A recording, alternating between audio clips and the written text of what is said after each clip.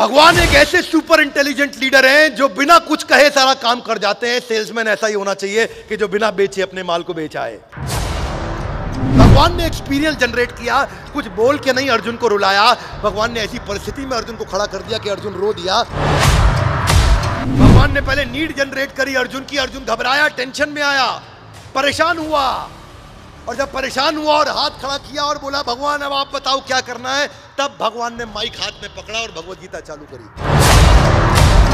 भगवान कृष्ण से सीखना चाहिए कि पहले नीड पैदा करो, पहले नीड जनरेट करो, पहले सामने वाले को मांगने दो, ऐसी परिस्थितियों को उत्पन्न करो कि सामने वाला खुद आए और बोले भैया बताओ क्या है आपके पास। हाँ जी, आप कुछ कह रहे थे। आप सबका स्वागत है ग्रंथराज श्रीमद् भगवद गीता की।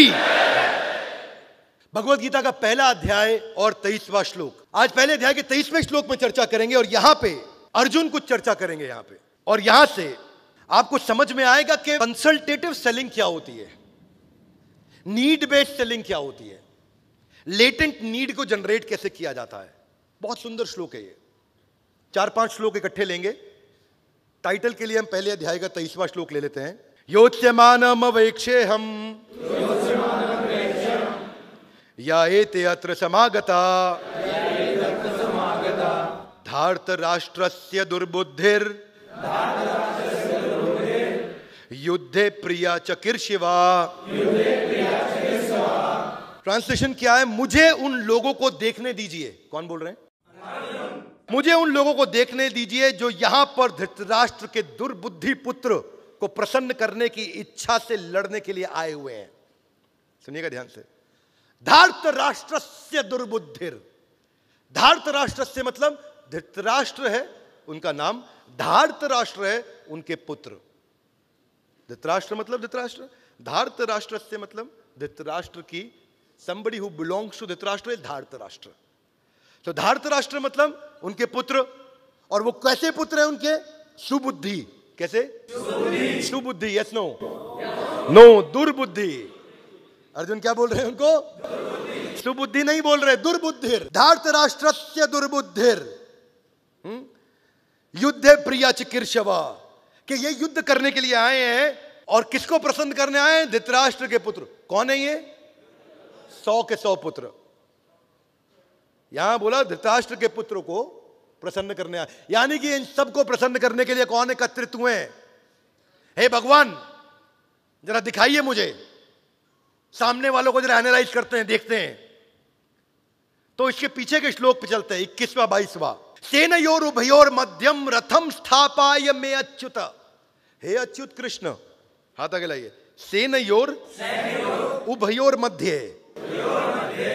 हे भगवान मेरी सेना के बीच में लेके जाओ रथ को। क्यों लेके जाऊं? ताकि मैं सारे सामने वालों को देख सकूं।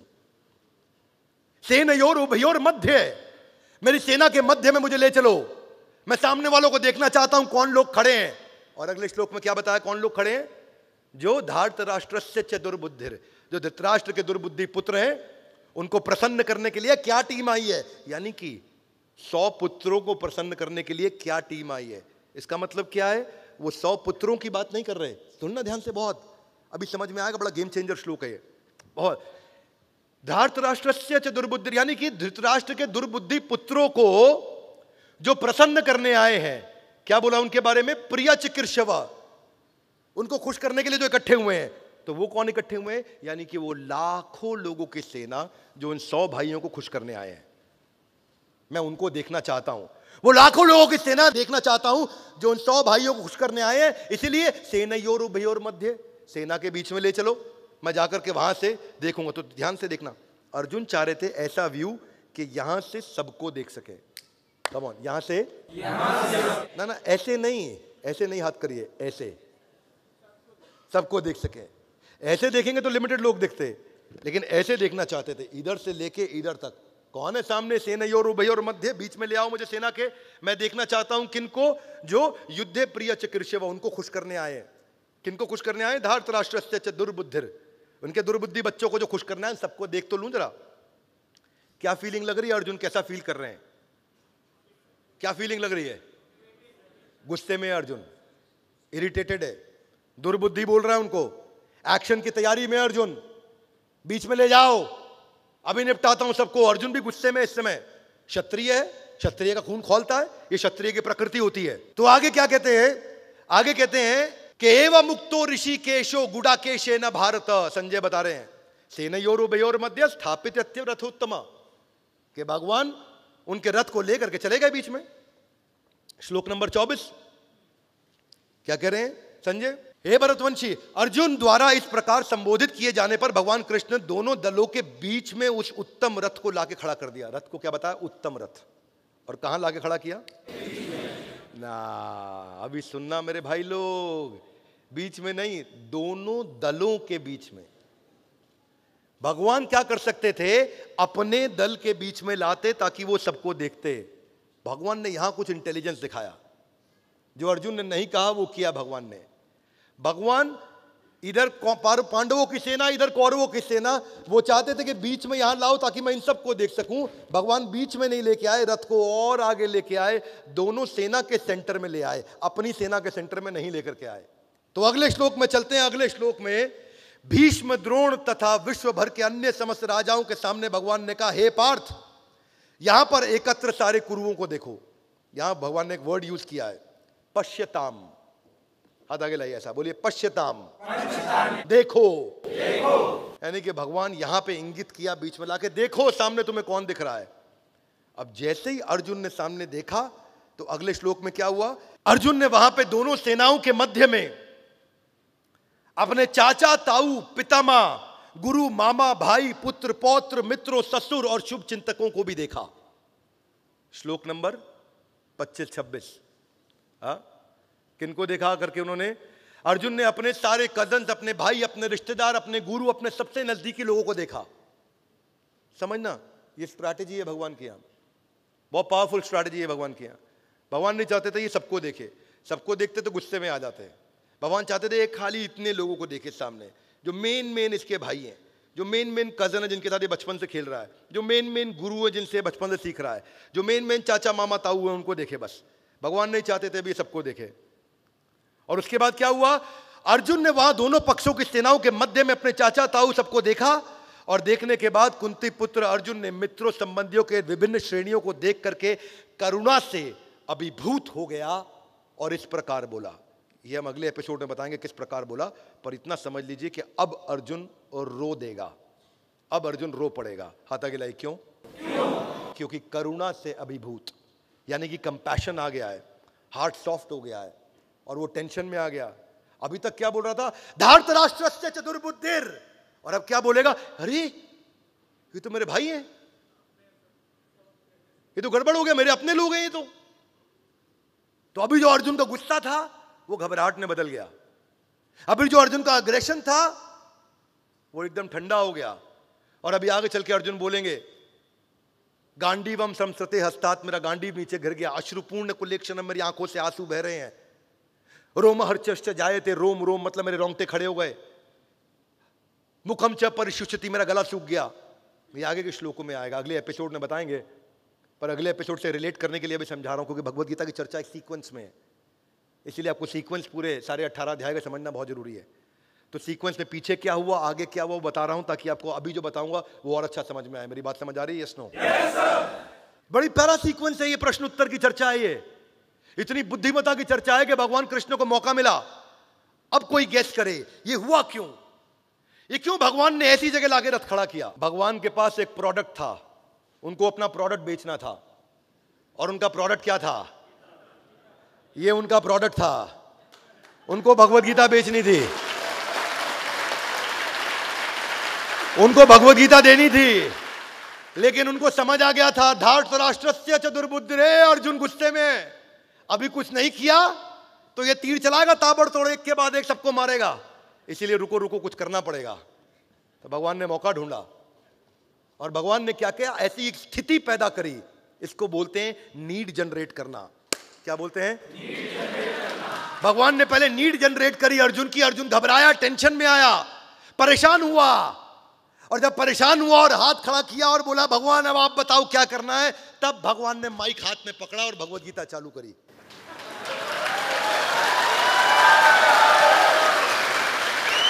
एक आईबीसी गलती क्या करता है, प्रोडक्ट लेके बाजार में चला जाता है और बोलता है ले लो ले लो। उसको भगवान कृष्ण से सीखना चाहिए कि पहले नीड पैदा करो, पहले नीड जनरेट करो, पहले सामने वाले को मांगने दो, ऐसी परिस्थितियों को उत्पन्न करो कि सामने वाला खुद आए और बोले भैया बताओ क्या है आपके पास। हाँ जी आप कुछ कह रहे थे।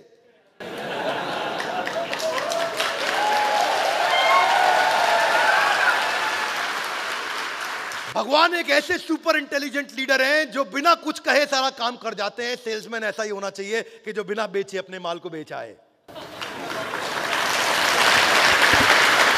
भगवान ने ऐसा, इसको बोलते हैं need based selling, hidden command दे पाना अपनी कॉन्वर्सेशन में। एक अच्छा लीडर और अच्छा ब्रांड हमेशा ही ऐसा करता है और सामने वाले से वो ज्यादा पैसा चार्ज कर पाता है, सामने वाले को मोल भाव भी नहीं करने देता, क्योंकि नीड इतनी बर्निंग नीड जनरेट कर देता अपनी बातों बातों में। और बातें करने का तरीका क्या है, वो एक ऐसा एक्सपीरियंशियल मार्केटिंग क्रिएट करता है, छोटी छोटी चीजें ऐसी दिखाता है कि सामने वाले को लगता है और बताओ कम ऑन, क्या और बताओ। वो कंटेंट मार्केटिंग करता है, वो कंटेंट के द्वारा आगे लेकर के जाता है। भगवान ने भी सिचुएशन पैदा करी, एक अच्छा सेल्समैन भी सिचुएशन पैदा करता है, वो एक्सपीरियंशियल मार्केटिंग करता है, वो एक ऐसा एक्सपीरियंस जनरेट करता है। भगवान ने एक्सपीरियंस जनरेट किया, कुछ बोल के नहीं अर्जुन को रुलाया। भगवान ने ऐसी परिस्थिति में अर्जुन को खड़ा कर दिया कि अर्जुन रो दिया और बोला भगवान आप भगवत गीता सुनाओ। तब भगवान अपना प्रोडक्ट जिसको लेके चुपचाप पीछे रख के खड़े हुए थे ऐसे, अब सामने लेकर के आ गए, देखो अर्जुन ये तुमको देना था मैंने।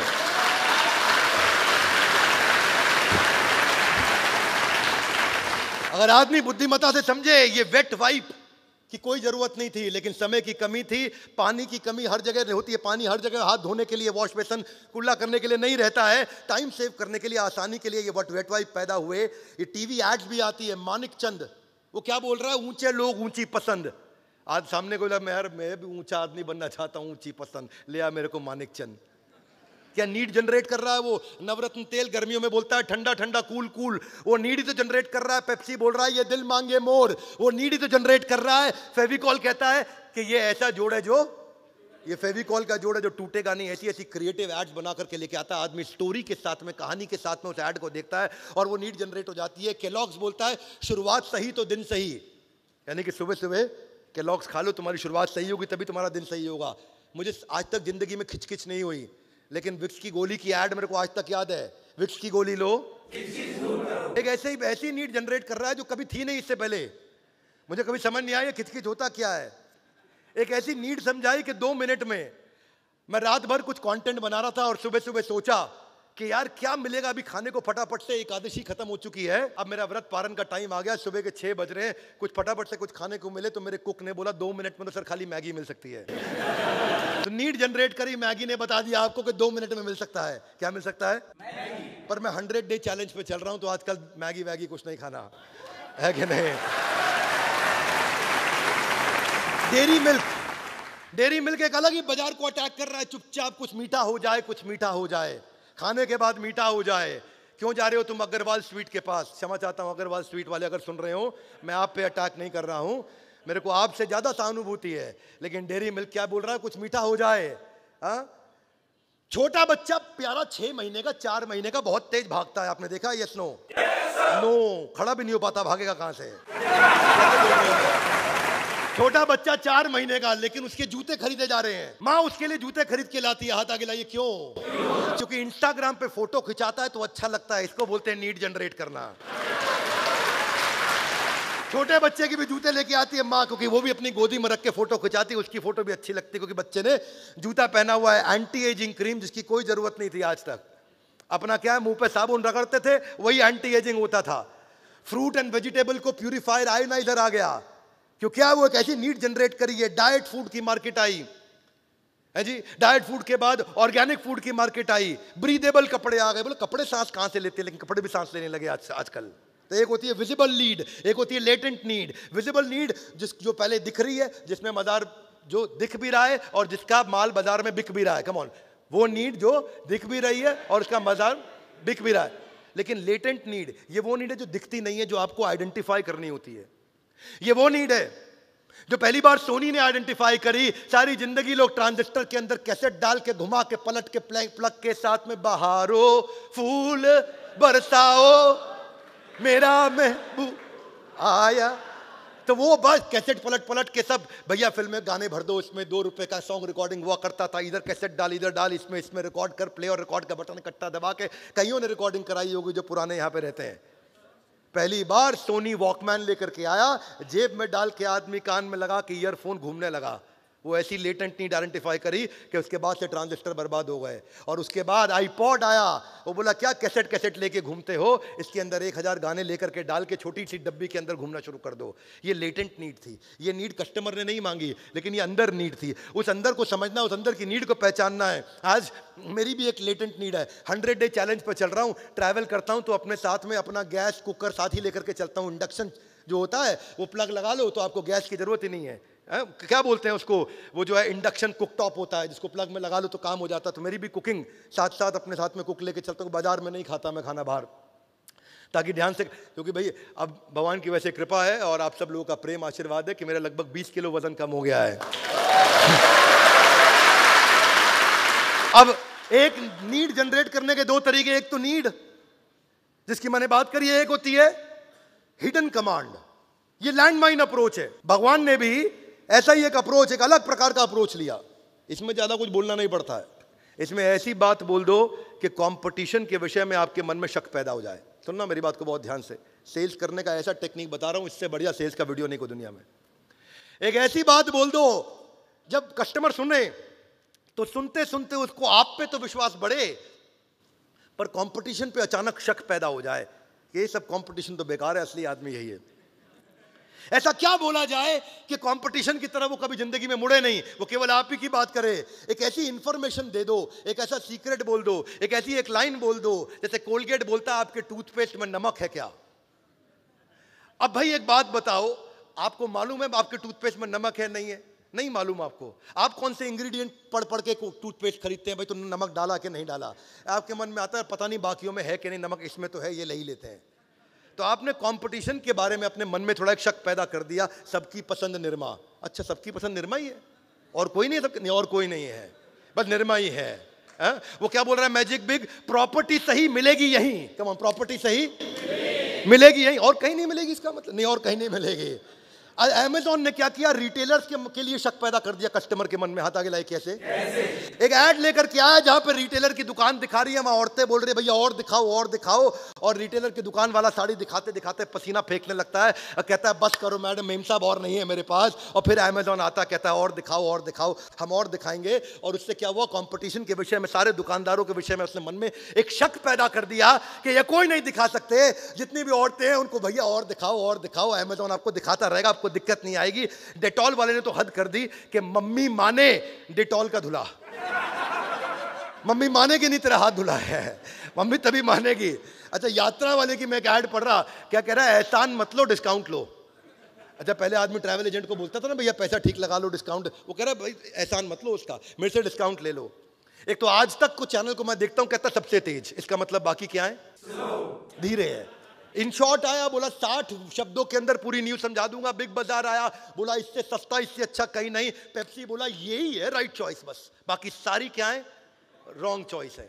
मैं पेप्सी की ऐड नहीं कर रहा, लेकिन आपको मानसिकता बता रहा हूं। वो बातों बातों में कहना चाहता है यही है राइट चॉइस, बाकी सारी क्या है रॉन्ग चॉइस है। तो एक ऐसी स्थिति पैदा कर दो, जो कृष्ण ने एक ऐसी स्थिति पैदा करी, उनको भगवत गीता देनी थी लेकिन उसकी बात भी नहीं करी कि तुम आईबीसी बन जाओ मेरे साथ या तुम मेरा प्रोडक्ट ले लो, एक बार बात भी नहीं करी। हाँ?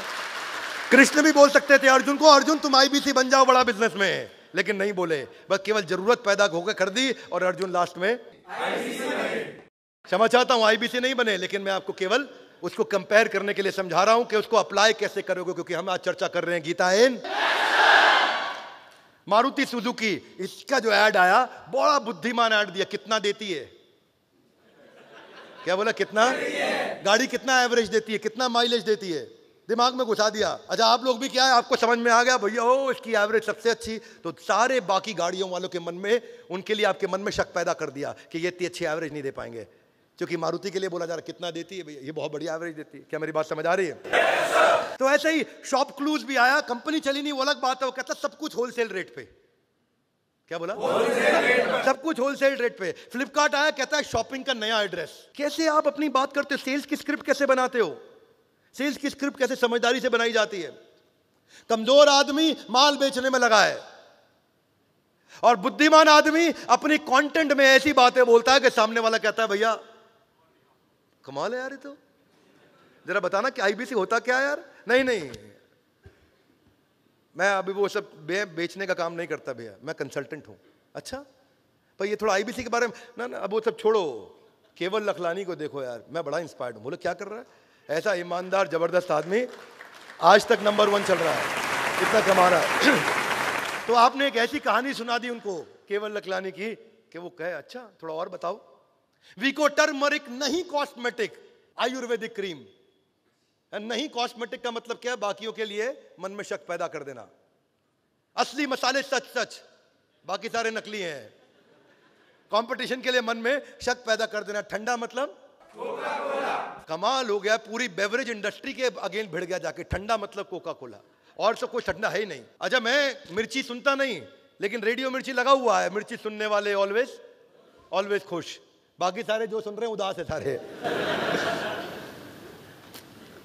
और बड़ा बिजनेस भी तो बोलता है पड़े हो किस चक्कर में।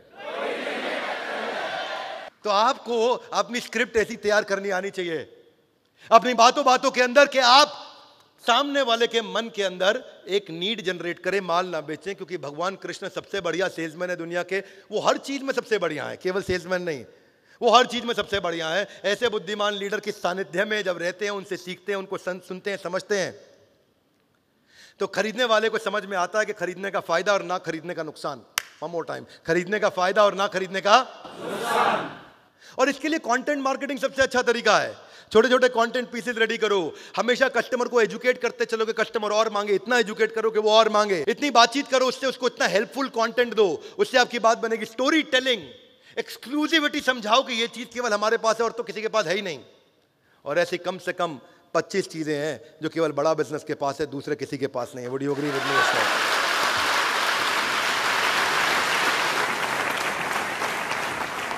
वो कहानी बचपन से सुनते आ रहे हैं हम, वो सेल्स का इंटरव्यू ले रहे हैं, मुझको ये पेन बेच के दिखाओ। सुना आपने? नहीं सुना? सबने सुना है, sell me this pen, sell me this pen, sell me this pen. Leonardo को है, कौन है वो टाइटैनिक का हीरो, उसकी भी मूवी में आया था एक dialogue, sell me this pen. तो बोला इंटरव्यूअर ने, सेल्स की नौकरी के लिए आए हो, मुझे पेन बेच के दिखाओ। बोला सर पेन तो बेच दूंगा, वो तो आसान काम है, पहले आपसे एक गारंटी चाहिए। बोला क्या गारंटी चाहिए? बोला अगर मैंने आपको पेन बेच दिया तो क्या अभी आप मुझे लिखित में दे दोगे कि मेरी नौकरी पक्की? बोला दे दूंगा। बोला कैसे दोगे, आपके पास तो पेन है ही नहीं। बोले हाँ पेन तो आपको पकड़ा दिया। बोला ये लीजिए पेन। बातों बातों में आप नीड कैसे जनरेट करते हो, सारा मुद्दा वही है। तो भगवान की बुद्धिमत्ता देखिए, बोला गया कि रथ को बीच में लेकर के आओ। भगवान ऐसी जगह रथ को लेकर के आ गए जिससे अर्जुन की नीड पैदा हो गई, अर्जुन इमोशनल हो गया, और तब भगवान ने भगवत गीता सुनाई। यानी कि भगवान चाहते तो अर्जुन को बोल भी सकते, अर्जुन रुक जा, भी युद्ध के लिए मत जा। बोलो क्यों, क्या हुआ? 2 मिनट बैठ यार, जरा गीता पर चर्चा करनी है। तो अर्जुन बोलते भगवान अभी 2 मिनट रुको यार, युद्ध कर दूं, पहले तुम्हारी गीता सुनूंगा। पहले कल रात को सुना देते घर में, हैं जी, रात को इवनिंग तो अपनी साथ में थी, we had a great dinner, good time. लेकिन नहीं, भगवान सही समय पे वो स्थिति पैदा करी, वो नीड जनरेट हुआ अर्जुन के अंदर। जब इतनी स्ट्रांग नीड हुई, भगवान ने पर्पस एस्टैब्लिश किया, और फिर जो अर्जुन ने युद्ध किया उसका रिजल्ट तो हम सबको मालूम है। ये वीडियो मैं चाहता हूं कि इसका एक भी एपिसोड मिस ना करें, चाहे कुछ हो जाए, इसका एक भी एपिसोड मिस ना करें, आपको बहुत कुछ सिखाएगा। हमारे साथ जुड़े रहने के लिए, वर्ल्ड के नंबर 1 एंटरप्रेन्योर यूट्यूब चैनल को आके सब्सक्राइब करवाने के लिए आप सबका हृदय की गहराई से प्रेम पूर्वक बहुत बहुत